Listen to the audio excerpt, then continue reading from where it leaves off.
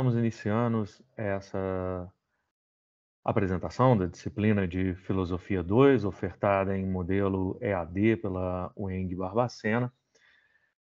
Nessa disciplina 2, a nossa intenção é desenvolver a história da filosofia a partir do período moderno, mas antes que a gente entre propriamente nesse período moderno, a unidade 1 que pretendemos é falar um pouco sobre o surgimento dessa filosofia e o aparecimento, elementos que estão presentes naquilo que seria a disciplina de Filosofia 1. Portanto, ela se apresenta como uma parte revisional.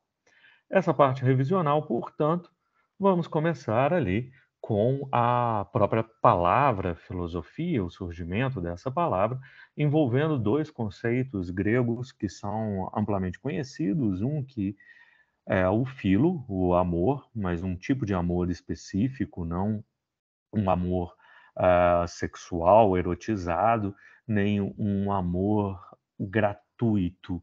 Ele quer algo em troca, espera algo em troca do seu amado, então não há a gratuidade que é o estilo do que os gregos chamam de ágape, nem tampouco esse algo que quer em troca tem contexto sexual, como seria o conceito de eros entre os gregos. É uma amizade em que essa troca envolve propriamente o estar próximo àquilo que se deseja. E aquilo que se deseja, no caso da filosofia, é a sofia, ou seja, a sabedoria, a busca desta sabedoria constantemente pelo filósofo, apesar de compreender que, enquanto algo que o ultrapassa, ele nunca poderá ser um sábio, ele nunca poderá dominar a sabedoria. Porque não pode dominar a sabedoria é que este filósofo se mantém como um amigo, como aquele que quer estar próximo, precisa da proximidade, mas sabe que essa proximidade nunca irá completá-lo totalmente.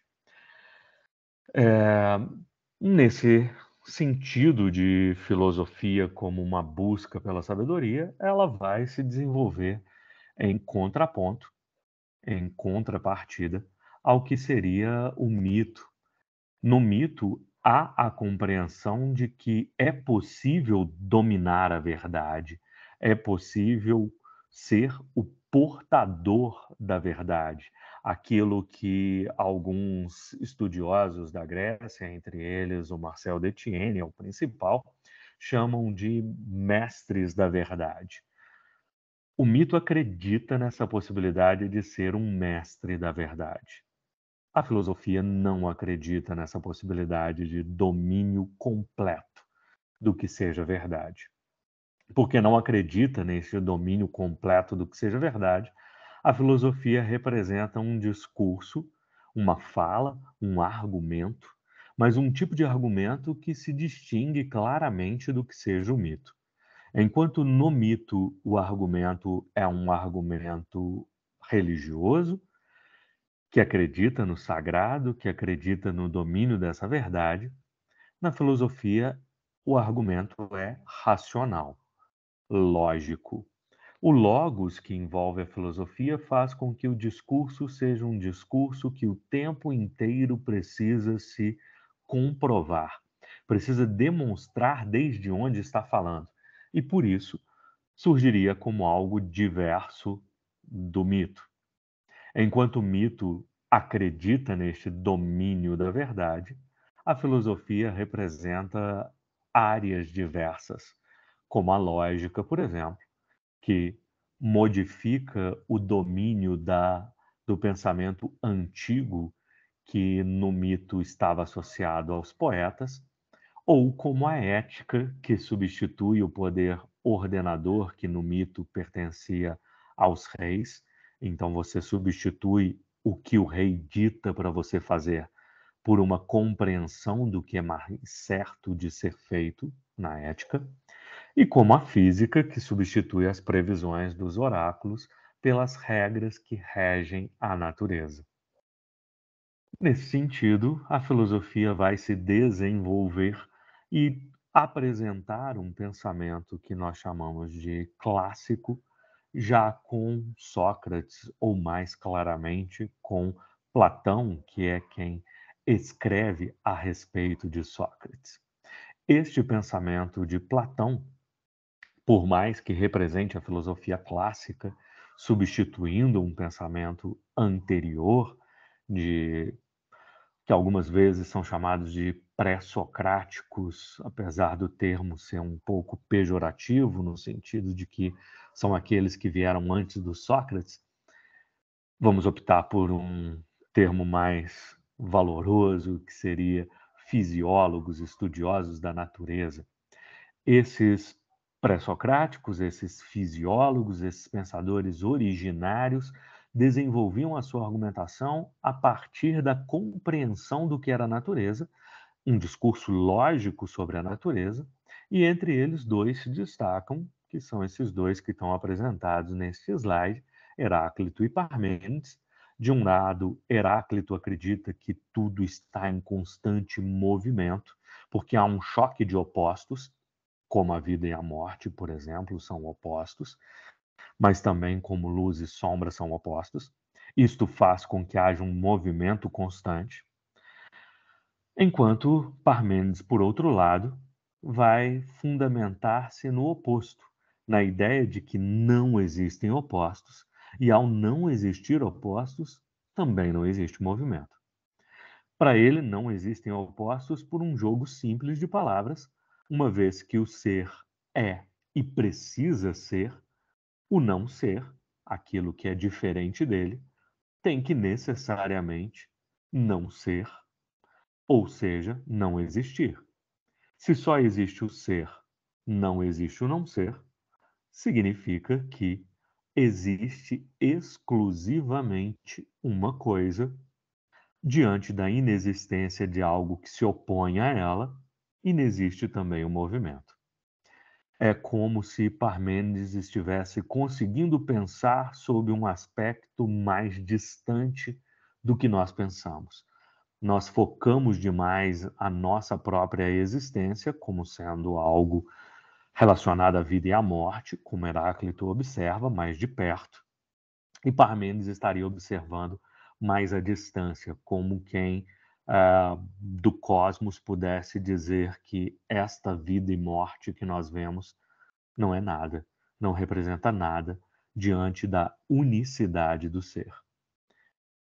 A filosofia do Platão, como algo clássico, tenta responder a esse dualismo, a existência do movimento proposta pelo Heráclito ou a existência da estática proposta pelo Parmênides.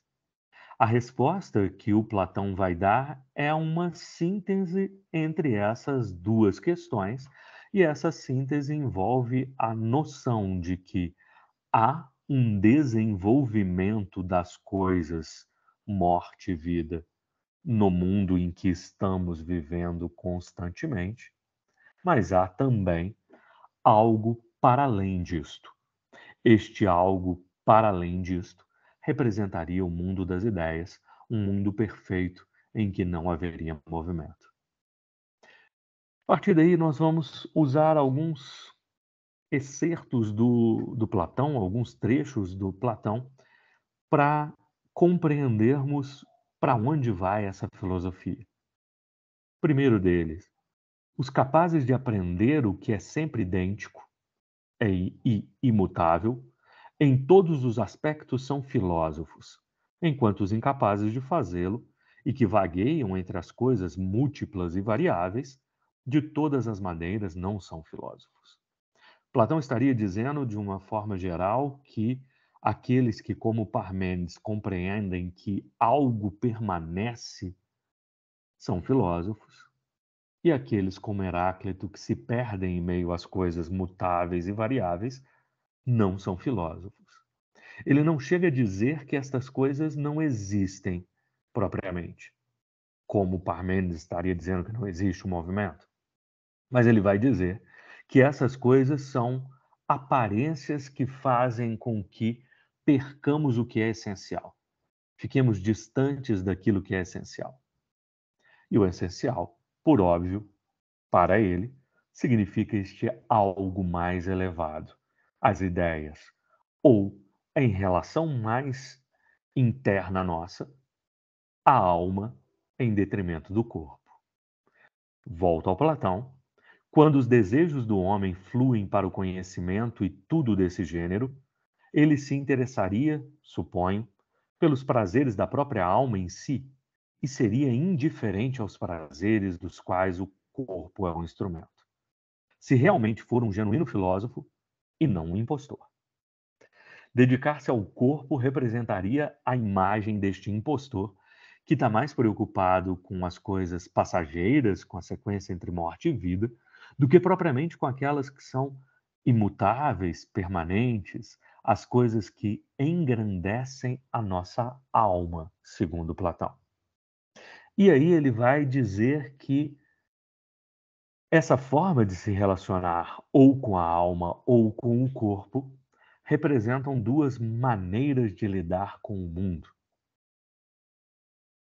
e exemplifica com os marinheiros. Voltemos à citação.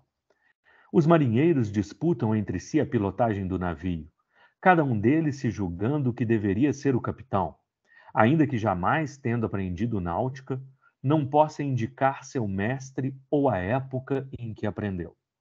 Na verdade, eles afirmam que não é passível de ser ensinado e se dispõem a despedaçar quem quer que diga que é.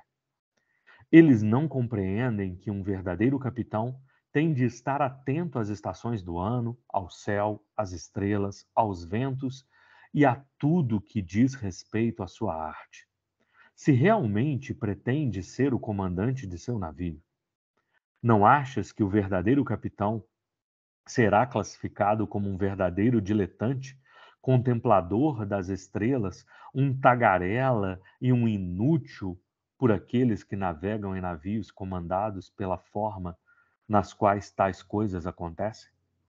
Aqui Platão está dando um exemplo a partir do sumiço de um capitão e de quem tentaria assumir a direção do barco. Ele vai relacionar aqueles que pretendem ter uma experiência de vida, mas não compreendem um entorno, aquilo que está à volta, aquilo que envolve um estudo, e o verdadeiro capitão, segundo ele, precisaria compreender das estações do ano, do céu, das estrelas, do vento e etc. Aquele que só seguia pelo que aprendeu com a vida, só seguia pelas coisas que aprendeu de forma mutáveis. E ao aprender apenas com essas coisas que são de mudanças, não teria um verdadeiro conhecimento ao estilo do que o Platão está pregando. Qual seria esse verdadeiro conhecimento? Algo que passaria por educar os sentidos. E aí segue o Platão. Tendo aprendido tudo isso através do zelo dispensado ao animal durante um certo tempo, essa pessoa chama essa destreza de sabedoria, colige suas informações como se fosse uma arte e principia a ensiná-la.